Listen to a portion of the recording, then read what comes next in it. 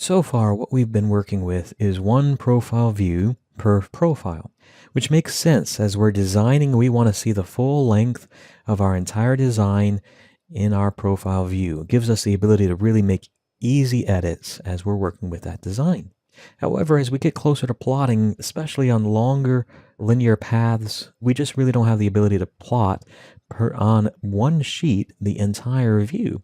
So instead of trying to get all of these different AutoCAD objects here, we can create views just for plotting and show just the information that will fit into the sheet. And we can take advantage of the ability to create multiple profile views really quick. Let's see how we can do that. I'm going to go ahead and open up our exercise file 0710 multiple profile views. And in this drawing, we have our alignments. We even have our profiles already cut. I look at tool space under prospector, under my alignments, centerline alignments, Kingsley Drive. You notice profiles are already made for existing and proposed or layout. There's simply no profile views. So everything's ready to go. I just need to have a means to view it. So I come to the Home ribbon.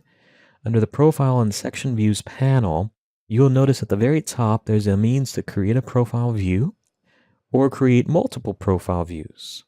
Let's select this option. It's very similar to the wizard that we've already walked through for creating a profile view. It allows us to select the alignment and the style, but each page is slightly different.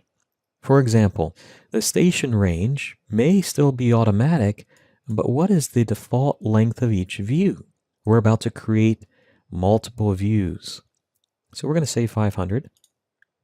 What about the height? Well, the height may vary between the different views because the minimum and maximum elevations may be different. That's shown specifically in that view. And so automatic still works, but notice it says varies because it may be different elevations. We have the ability to choose not to draw or draw these different profiles. And let's just confirm one thing here. For our proposed layout profile, we do want a profile label set. Notice the current label set is no labels, and that's appropriate for our surface profile. We don't want to show grade breaks at every location. But for our layout profile, I'm going to go ahead and click and tell it to go ahead and show those labels along the top based upon that label set. Next, we're going to have our data bands, and we're going to choose a band set called Stations and Elevations. That, of course, is pretty much what we created in our Elevations and Stations, our profile view band exercise. And remember, the key here is to make sure that our profile 2 is set to our layout profile. Doesn't really matter for both of them, but I usually go through and go ahead and set both of them. Click Next. We haven't done hatch options, and we're not going to look at them, but very neat little feature where we can actually colorize or even show different patterns depending on whether one profile is above or below another. This last page of our wizard is specific to multiple profile view creation. As we create these multiple profile views, how much space do you want in between them? Horizontally and vertically. Where do we want to start? As we create these, we're asked to pick a point. Do you want to start in the lower left, top right, something similar? Since most of the time we're creating single profile views, it's lower left. I like lower left. How do you want to create these profile views? As we create multiple ones, are we going in rows or are we going in columns? In other words, do you want to lay them out horizontally or do you want to lay them out vertically? Once we've reached 4 in a row horizontally, it will start a new row and add additional ones as well. So a lot of layout controls here just because we're dealing with multiple profile views. I say go ahead and create profile views here. I chose lower left, so it's asking for a lower left corner.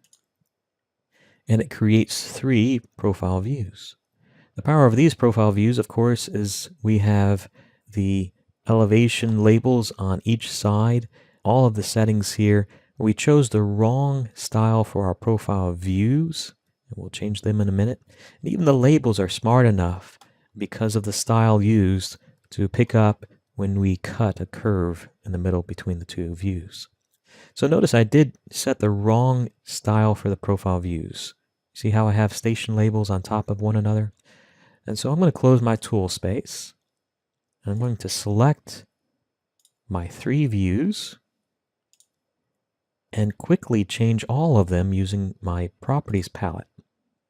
And so the style for all 3 currently is full. We're going to choose 4 bands, hit escape, and we see how all of them have been correctly updated. So a lot of different ways that we can show our profile views.